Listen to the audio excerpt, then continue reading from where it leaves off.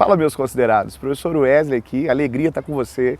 E hoje nós estamos aqui num ambiente um pouquinho diferente, porque hoje o tema também é um tema especial. Nós vamos falar um pouco hoje de Páscoa. Mas eu queria dar aqui hoje um enfoque mais filosófico e mais histórico da Páscoa, menos religioso. Então, se você está buscando um vídeo religioso sobre a Páscoa, talvez esse não seja o seu lugar, ok? Aqui eu queria dar um panorama filosófico e histórico da Páscoa. Quando a gente fala de Páscoa, imediatamente a gente tem que se lembrar de alguns conceitos que são fundamentais para a gente entender esse processo. A Páscoa ela é uma festa que é originalmente, ou ela é uma comemoração, ela é uma celebração que ela é originalmente judaica. Você sabe que o povo judeu, descendente de Abraão, povo semita, portadores aí de uma das características mais fundamentais da nossa sociedade, que é o monoteísmo. Então os hebreus, os judeus foram o primeiro povo monoteísta, ou seja, que adorava um Deus só, e isso faz do povo judeu, traz para o povo judeu uma importância fundamental para a nossa sociedade, que é uma sociedade judaico-cristã. A história da Páscoa ela surge ali no momento em que Moisés, que segundo a tradição judaica é um dos grandes profetas, é o grande profeta da tradição judaica, ele é chamado por Deus para libertar o povo de Israel, o povo hebreu, o povo judeu, do cativeiro que eles viviam no Egito. Então o Egito, nesse momento, a grande potência mundial, o Egito como grande império, mantinha dentro do seu império o povo hebreu como escravo, como mão de obra. Segundo a narrativa bíblica que acontece no livro de Êxodo, inclusive a palavra Êxodo remete a essa ideia, né, de mudança de uma população integralmente de um lugar para o outro. Deus chama Moisés para que esse povo seja liberto, para que eles sejam transferidos, para que eles possam migrar do Egito para a terra prometida, para Canaã. Faraó não quer deixar, naturalmente, e há uma sucessão de pragas, de eventos ali, que são chamadas as 10 pragas do Egito, até que a última praga é derramada sobre o Egito. Nessa última praga, há uma história de que o anjo da morte o anjo da destruição vai passar pelo Egito e todos os primogênitos seriam mortos, todos os primogênitos, com exceção daqueles primogênitos onde a casa tivesse um sinal que era produzido por sangue. Então o judeu deveria pegar um cordeiro, matar esse cordeiro, cozinhar ele com ervas amargas, fazer uma refeição dessa carne junto com pães sem fermento, porque o fermento que leveda a massa ali, o fermento que produz a massa, era associado muito ao pecado, a coisas ruins. Eles deveriam celebrar, então, festejar, fazer essa refeição e pegar o sangue do cordeiro e passar nas portas. E o anjo da morte, então, passaria pelo Egito e as casas, as residências onde havia essa marca não seriam atingidas. Daí a ideia de pessar, né, que é passar por cima. Essa é a ideia da Páscoa, passar por cima. A história diz então que o anjo da morte passa, os primogênitos são ceifados, com exceção desses, o povo de Israel é liberto, o povo judeu é liberto. Nesse momento da história que acontece aquele famoso episódio do Mar Vermelho, que o Mar Vermelho se abre, os caras passam, depois o mar se fecha em cima do faraó. E a partir desse momento, então, há uma ordem promovida por Moisés, que está expressa no livro de Levítico e também no livro de Êxodo, de que essa celebração deveria ser comemorada todos os anos, como memória daquilo que foi feito, memória daquilo que aconteceu, memória da liberdade que o povo alcançou, como memória de que o povo passou um tempo de escravidão e que agora vivia um tempo de liberdade, para que eles não se esquecessem dos anos amargos que eles passaram lá no Egito. Então o primeiro grande simbolismo para o povo judeu da Páscoa é essa ideia de liberdade, essa ideia de libertação, essa ideia de associar a Páscoa a um momento em que se celebra o fim da escravidão e o início da liberdade. Em um momento da história em que a liberdade tem sido tão discutida, em que as pessoas têm perdido a mão do que é liberdade, em que a luta pela liberdade, ou em nome da liberdade, as pessoas têm tentado diminuir e cercear o comportamento dos outros, as ideias dos outros. Em nome da liberdade tem se feito tantas barbaridades.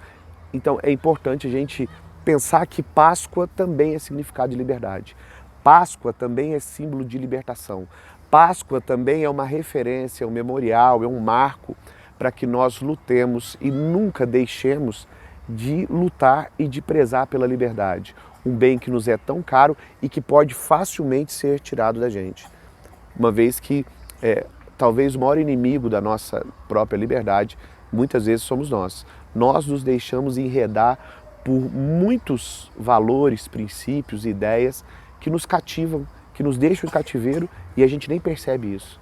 Então, aquela liberdade que é defendida pela Páscoa, que é defendida por Nietzsche, né? Quando Nietzsche fala lá sobre o super-homem, sobre essa ideia do niilismo verdadeiro, desse niilismo que preza a ideia de que a gente deve negar todas essas amarras que a sociedade coloca sobre nós, essa é uma ideia de liberdade. Então, é um momento em que a Páscoa ganha essa simbologia, a simbologia da liberdade, a simbologia da libertação, a simbologia da fuga da escravidão. Então esse é o primeiro grande símbolo filosófico da Páscoa. A gente avança então aí quase 2000 anos e chega a Jesus. E como eu disse que esse não é um vídeo, um assunto, um bate-papo religioso, eu não vou levar em conta aqui o aspecto religioso, que é um aspecto fenomenal, fundamental de Jesus. Mas Jesus era judeu e quando Jesus celebra a Páscoa, que você vai conhecer como Santa Ceia ou como Última Ceia, o que Jesus está fazendo ali como judeu que era celebrando a Páscoa. Na semana em que Jesus morre em Jerusalém, a festa que era comemorada era a Páscoa e por isso Jerusalém estava tão cheia. Jesus chama os seus discípulos, senta à mesa e vai celebrar a Páscoa com os discípulos. E quando você olha as figuras que andavam com Jesus, você percebe que há ali um grupo de pessoas muito diferentes.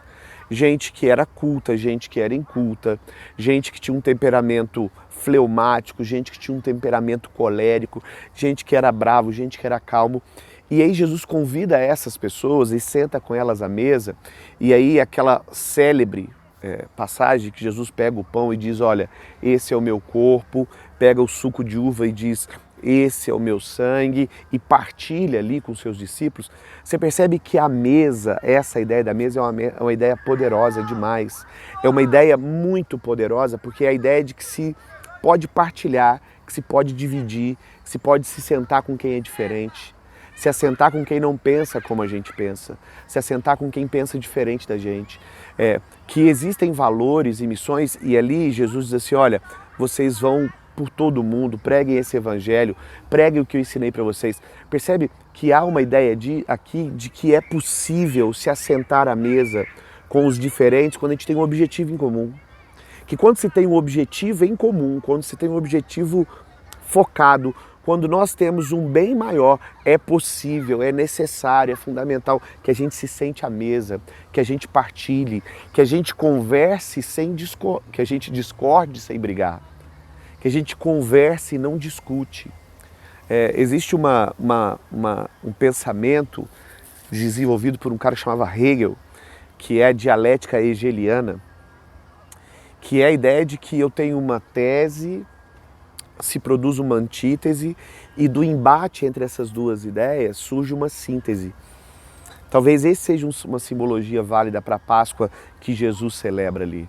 A ideia de que é possível se assentar com o diferente, que é possível comungar com aquilo que é diferente quando se tem um objetivo em comum. Que nós sempre saberemos mais juntos do que sabemos separados. E quando você olha para o cristianismo em si, o cristianismo, mais do que uma doutrina filosófica, é uma prática de comunhão, uma prática de comunidade. Boa parte dos ensinamentos que Jesus produz nos evangelhos são ensinamentos que trazem para nós uma dimensão da coletividade, da comunidade, do comum. Isso é fundamental quando você observa essa alegoria, essa união, essa ideia de que é a partir da interação, que é a partir do convívio, que é a partir do contato que se produz o que há de melhor. Então, num segundo momento, é importante olhar para a Páscoa, e essa Páscoa agora, a Páscoa simbolizada pelos cristãos, essa Páscoa que busca essa simbologia no cristianismo, uma Páscoa de comunhão, uma Páscoa de relação. Então, se lá na Páscoa judaica eu encontro a liberdade, eu encontro a fuga da escravidão, eu encontro na Páscoa cristã essa simbologia da comunhão, do contato, do carinho, da comunidade enquanto mecanismo para a liberdade. E aí a gente avança, e quando a gente chega próximo aí agora do século XVI, nós temos as primeiras referências a ovos de Páscoa, a coelho. E aí, aqui no século XVI, surgem os primeiros documentos escritos, os primeiros relatos em que nós temos uma associação entre a festa da Páscoa, entre essa celebração da Páscoa e os ovos. E não há um documento que seja fidedigno, não há, como quase tudo em história, né? É difícil a gente achar um momento em que se pode bater o martelo que se começou um movimento. É muito difícil porque a história vai acontecendo e a gente não se dá conta de que a história está acontecendo. Por exemplo, nós passamos agora por 2 anos de pandemia e é muito possível que as pessoas irão estudar sobre o que nós passamos daqui 30, 40, 50 anos e nós não produzimos para nós relatos suficientes, porque quando a gente está vivendo a história é difícil a gente ter essa dimensão histórica. Então, quando os caras lá começaram essa celebração dos ovos de Páscoa, talvez eles não tivessem a dimensão do que isso iria se transformar. Mas essa ideia dos ovos e do coelho, elas estão diretamente ligadas a uma cultura que vai ser herdada de povos germânicos, sobretudo de povos germânicos que tinham um contato muito intenso com os eslavos ali, com aquela galera dos vikings, dos batavos, aquela galera ali. E aí essa ideia dos ovos e do coelho, que também é uma ideia muito presente na ideia da fertilidade, saca? É uma ideia que ela era muito presente, sobretudo em comunidades que dependiam muito da agricultura. Nós hoje que vivemos aqui com o nosso supermercado, com o atacadão lá, com os nossos, o alimento à nossa disposição, a gente não tem muito essa dimensão, a gente não consegue muito entender que havia aqui uma grande dificuldade para esses caras, que uma colheita ruim significava a possibilidade real de fome, porque a próxima colheita só aconteceria depois do outono e do inverno. Então a chegada da primavera, a chegada do verão, e sobretudo no hemisfério norte, onde nós temos um inverno realmente rigoroso, essa chegada ela era uma celebração, era uma celebração à vida, à fertilidade, à vida, era realmente um motivo de ser celebrado.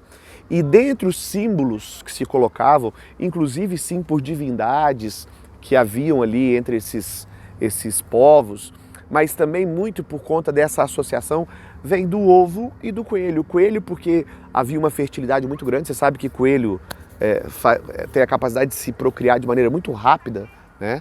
Coelho procria assim, dezenas de vezes no mesmo dia, né? Então procria não, né, animal? Procria não. Ele tem a capacidade de cruzar várias vezes no dia e a quantidade da prole do coelho cresce muito rápido. E o ovo, porque havia essa ideia, inclusive na antiguidade, de que cabia o universo dentro de um ovo, né? Porque o ovo é capaz de produzir a vida. Então, a partir do século XVI, esse costume vai se fundir com essa ideia cristã. Ou seja, desde ali do Império de Carlos Magno, lá do Império Carolíngio, lá no século VII, onde os costumes germânicos e os costumes romanos, ou seja, o cristianismo vai se fundindo com esses costumes e é introduzida então essa ideia do ovo. E havia uma brincadeira, havia uma celebração de primavera que acontecia ali no dia mais longo do ano, né? No solstício, no dia mais longo do ano, próximo ao dia mais longo do ano. E aí nessa celebração escondiam-se ovos, que eram ovos de galinha mesmo, ou ovo de animal, e pintados, e as crianças saíam para buscar esses ovos. Depois, esse costume acaba chegando e tomando conta da Europa, há até a ideia dos ovos Fabergé, que eram ovos cravados de diamante, que foram produzidos ali no centro da Europa. Essa ideia vai ser levada para a América do Norte, para os Estados Unidos, com os grupos protestantes.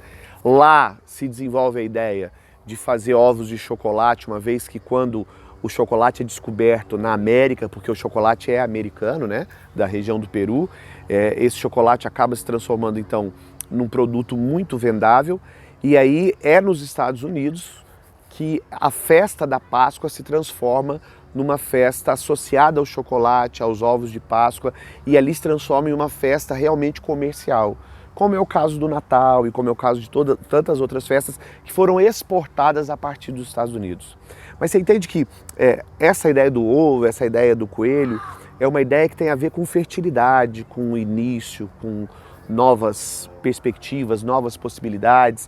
É uma ideia de renovação, é uma ideia de que um período difícil acabou e de que um período novo está começando e que é cíclico e que as coisas ruins vão vir e que as coisas boas virão também.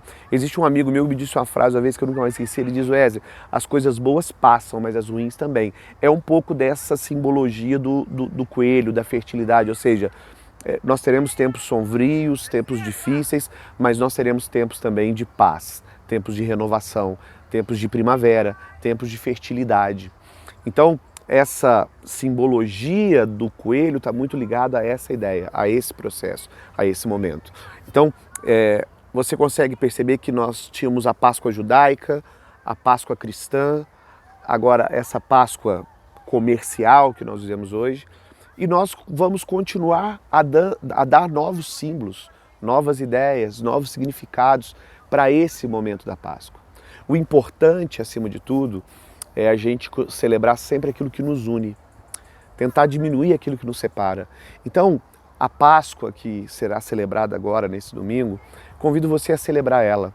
Se você é cristão, se você é judeu, se você não é nem cristão nem judeu, mas se você é humano, que nós celebremos essa Páscoa sim. Celebremos a liberdade, o fim da escravidão, celebremos, ou pelo menos a força que a gente gostaria, celebremos a comunhão, o sentar à mesa, o respeito à diferença, celebremos a renovação, a fertilidade, um novo dia, um novo começo, celebremos aquilo que nos une. Não quero dizer que a gente precisa pensar igual, não quero dizer que a gente precisa abrir mão dos nossos princípios, mas que o nosso princípio fundamental seja o amor. E nesse princípio fundamental que é o amor, celebremos juntos a Páscoa, porque humanos somos, porque há valores e princípios que são comuns a todos nós. Valores como a liberdade, valores como a comunhão, valores como o recomeço, valores como a misericórdia, valores que estão presentes na Páscoa, enquanto celebração cultural, enquanto celebração da nossa civilização. Então, uma feliz Páscoa para você, que seja um dia muito abençoado para todos nós. Um abraço.